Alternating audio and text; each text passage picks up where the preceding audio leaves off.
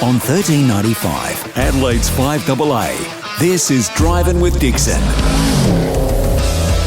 And that it is all thanks to Louver House, the leaders in transforming your outdoor space into a great entertainment area with an opening and closing roof. It's been a couple of weeks, but we are back driving with Dixon. Wednesday nights here on 5AA. Sam Dowd alongside Charlie himself. And Charlie, you've had a big few weeks, mate. Yeah, massive few weeks. Over in Spain, Madrid, where else do we go? Valencia, Rome, Sicily, which is Sheffield, and then somewhere else. Somewhere else. It was very, very long. Just worked out I'm very much a homebody. Not that I haven't worked it out, but I would much rather travel around Australia. We live in the best country in the world. It is backed up by me travelling over there and realising that I don't really want to go anywhere else, to be honest. I'd like to go to America and go to all the car shows and go to the Freedom Factory and see Cletus and all those guys over there. But other than that, I've got no interest in travelling anymore. I've done Europe, or a bit of Europe anyway, so I mean maybe another time, but hey, all I could think about was just being jobless and trying to work out what's next for me. But just all I want to do is get into the cars and start building and go racing and all that sort of stuff. So that was it, but did some driving over there as well. Yeah, before we get into that, what was it like over there, the car scene, driving? What was the maddest place? What was the best place? What were you driving? We spent a week with the family where we went from where we're staying in Spain, where my sister's wedding was, and we drove to Valencia. And I was driving a Volkswagen van. Oh, wild, but manual as well. So shifting with Other the right side, hand, yeah. and because left-hand drive over there. And is it confusing? It is, because when you come onto a round and into Valencia, it's just roundabouts, like so many roundabouts. Where normally you're looking. Hang on, I'm just trying to work it out. Yeah, so normally you're looking to the right to come onto a roundabout. So like when you approach a roundabout, you're instantly looking to the right. It's like, oh, there's no one coming. And then you've got to go around the right-hand side, but the car's coming from the left. So, got Dad in the front seat and he's like trying to direct, and he's like, we need to go this way and that. And it was just very stressful. Very, very stressful. But the driving over there is ridiculous. Like, how I carry on about people using indicators and stuff over here. They just don't use them. Really? Yeah. It's like Europe in general, or was there one place that was really bad? No, Rome. Didn't drive in Rome, thank God. But there's, in Valencia, like it was just like a free-for-all. Like they'd have like 4 lanes coming onto a roundabout, and then lanes sort of stop when you go on. No, well, they don't. There's lanes on roundabouts here. There's no lanes. There's like 5 different exits, and people just go straight on, and then they just cut each other off, and it's like, oh my God. And like they come within like inches of you, then a motorbike will sort of fly in between, or not motorbike, scooters and whatnot, and just people pull over, put their hazard lights on and get out of their cars and leave them, and then walk to the shop, get a coffee and come back. And and it's like on the freeway when we got to Sicily, driving around there, like no one uses an indicator. It's like everyone's got trust issues, and like they don't want to tell anyone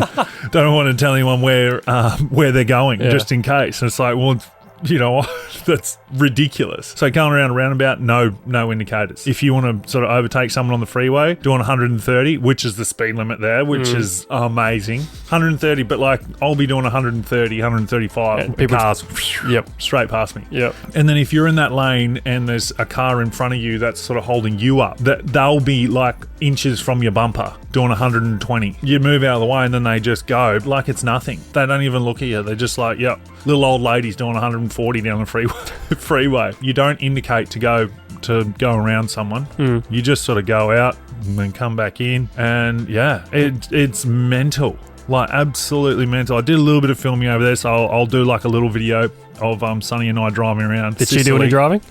Oh God, no. I mean, God love her, she's not the best driver over here. And she's like trying to tell me where to go a couple of times and sent me down a wrong way. Oh, and then I was like, listen, just let me do this, okay? She's like, yep, okay. And then another time she'd say something and I'd just look at her like, please stop. And she's like, okay, no more backseat driving. And I'd be like, thank you. Just let me do this. Yeah. But I tell you what, servo in Sicily, like our servos need to pick up their game with food, right? Okay. So we pulled in this servo, get a coffee, a little espresso. They have all the deli sandwiches just in the front row, and pizza was like one of the best pizzas I had in Sicily. In a service station. It was unbelievable. And then I got a baguette as well, and Sonny got a sandwich sort of thing, and which is like with the burrata and pistachio and then the ham or whatever they call over there. But it was ridiculous. This is a servo. When you think of servos here, what are you getting? Dimmies. Yeah, fair shout. and wingdings. Okay. And then a bacon and egg sandwich that's been sitting in the a couple of days. What do you call it? The Baie Marie for for a bit. But hey, they're still good. I'll eat them. But yeah, so that's the trip over there. I mean, I sort of spent most of the time eating, which is what I wanted to do. That was the only thing I was like happy to do. It was just like eat. Yep. And we went to, what do you call it? The bloody Colosseum, which was pretty cool. Did a tour. It's about 10,000 people there. Did a private tour with like 5 people, I think. So that was good. Cool. Yeah, that was good. Got an earpiece and you walk around and whatever. Yeah, I'm pretty happy here in Oz, and then got home and I just spent the last 3-4 days on the mower and whippersnipper and cleaning up the yard. It's been the best.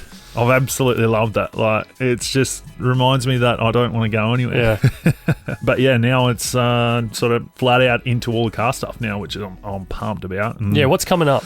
So there's plenty coming up at the moment. So our first event is going to be the Adelaide Rally. It's a big few weeks. Adelaide Rally, the Adelaide 500. I'm sure there'll be a few Bend events coming up too. Yeah, well, that's it. There is, and what actually started yesterday or today? No, yeah, sign-in day yesterday was Drag Challenge. Okay. So I'm feeling a little bit sad about that I'm not on Drag Challenge, but the Manaro's not far off. Yeah, how far off? Next week startup. Okay. So, yeah.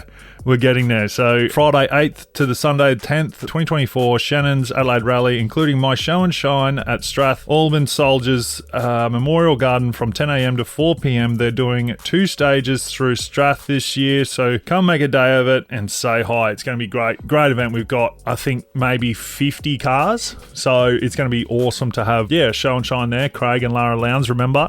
And myself will be doing the judging, so that's going to be huge. And then Tuesday, the 12th of November, it's going to be a DWD Cars and Creators, the Velo Adelaide 500 edition. We might hold that thought, take a quick break and chat about that a bit more afterwards. So stick around. The pre-Adelaide 500 event that we've been talking about the last few weeks, we'll get into that, plus plenty more. Be right back, all thanks to Louver House. This is Driving with Dixon on Adelaide's 5AA. That it is, we're back from a few weeks off Driving with Dixon, Wednesday night, 6:30 here on 5AA. Sam Dado, Charlie Dixon, and before we got to the break, Charlie, talking about the pre-Adelaide 500 event you'll be running. Tell us some more about it. Yes, so it's going to be at my Welland shed, so you'll meet supercar drivers, supercross riders, get food and drink, plus go on the draw to win some wicked prizes. We're going to be doing a video about that coming up soon, so it should be a pretty cool event. Going to have some killer food, some pretty wild cars, even a couple of old ones, old V8 supercars that my mate's going to bring down, so maybe a couple of beers and hopefully some pizzas or whatever food we sort of sort, which will be good. And then obviously go in and there'll be merch, and then you can buy raffle tickets to go into some prizes, so which will be sick. Got any scoops on who's going to be there? Not holding quite, that one close to your chest. So we've been talking, so this is with the Velo 500 guys, so they wanted to wait till Gold Coast was over till they can commit to some drivers and cars, so I think it's similar with the Supercross guys, so we're meeting with them this week or next week maybe, I think, about sort of locking in those and see who they can get, which will be pretty cool, because I know those guys are flat out, but we're going to try and get some people in there, and I know Chad Reed's going to be floating about for the Supercross as well, so I might be cheeky and try and send him a message and try and get him on, because he is a good friend of the show, know. Yeah. So there'll be a few of them floating around, and that's going to be a massive event. So that's just the Tuesday after the Sunday Adelaide Rally sort of event. So we're going from that to that, and then I'll be buzzing around the 500 with the Manaro, the V8 Nation, trying to get the car on the track as well, which would be great. So yeah, hopefully we get the Monaro started, tuned and sorted We'll get to the Manaro in a second. I just wanted to jump back on the supercar guys. I've said it before, and we've said it on 5AA Breakfast, around when the Adelaide 500 was cancelled. And the amount of uproar that came from drivers and fans, and how accessible the drivers are. They're getting a supercar driver on to talk about their sport, hands down easier than a footy club. Yeah. They understand their role. Like, that supercars isn't the biggest sport in the country, but they understand their role as being ambassadors for the sport. And whoever you get there on the night will just be excellent, because they get it, and they enjoy sharing admiring what they do. But I just want to put that in there. They are just great at what they do and having a chat about how they go about doing it. Yeah, exactly. And these footballers are a pain in the ass. Now that I'm not one, they're a bunch of bastards. You could probably have to beat that. You said that one. No, I totally agree. They understand that to grow their sport, they need to be basically role models, like all sort of professional sport athletes are, and to sell their sport as well. Like, that's probably where it's lost on the footballers a little bit, is that it's just a massive machine, and it's sort of the gears just keep kicking over. And I understand with the footballers, sometimes you get bashed by media and fans and all that sort of stuff, which I'm not saying they don't either, but it's probably on a bigger scale with the football. And that's why they just sort of turn their toes up to the media and sometimes the fans. So I understand both sides, but they do a great job in selling their sport and trying to get it back to where it needs to be. And I'm pumped to try and do the same sort of thing and pump up the V8 supercars as much as I can, because I love it. Well, I love the car side. I love that. And when I get a chance to watch the races, which I'll have a lot more time now to be able to watch, so I'm looking forward to it. Now you're touching on the Manaro. We touched on it as well before the break. Now, we need to just a bit of a recap, I reckon. Where have we come? Where are we at now? And where are we trying to get to? What? All right, it's just, mate, it takes time, all right? It's not in a full-time shop. It's at Sean's home, so he's doing Tuesday nights and Saturdays at his house in his shed. So he's pretty much wired up, and he's got some oil. We're going to put some Penrite oil in it, which is Penrite have become friends of the channel, which is great. They gave me so much oil and stuff, and little hampers to give away as well, so which is great. Got some break-in oil that we're going to run in it, and then he can take it to work, and then we can put on the dyno and see if it runs. So what's the biggest changes you've made during this process to it? Engine. So it's going from a 383 alloy block to a 405 cube. The other bigger change is the wiring. So we've put in a whole lot more sensors. We've rewired a heap of stuff and made it a lot cleaner and a lot easier to access, because we had to splice in a few bits and pieces, and we've been having sort of some troubles here and there. So at the moment we're not far off. So we might have a bit of trouble with the turbo size, because we've gone to a 400 over 400 cubes to 383. So the turbo's a 45, but it's a GDX, so it's a really high flowing turbo, but the rear housing is a bit small, so we might have to muck around with that. If not, it'll be a 55 that'll have to go on it. So because you get too much back pressure. Mick from Paul Pavos, he's just had his engine in and out, and he's been doing head gaskets and all sorts of stuff, because he went to a 400 cube from like a 375 or whatever they are from a 6 litre, and he's been blowing head gaskets because his turbo's too big. Too small, and there's back pressure, and it's just forcing the head gaskets out. So that might be a big problem, but it'll be right so it'll run and drive and all that sort of stuff. But if it can't make a lot of boost, it'll just be sort of a drive to the show, and then that'll be it. When the show's over, we pull it out, and then we work from there. So what could you do a quarter mile in, and what are you aiming to do after it all said and done? Yeah, so we did a 9.1 at 144 or 145 mile an hour. It was very good for, the little 383. Respectable.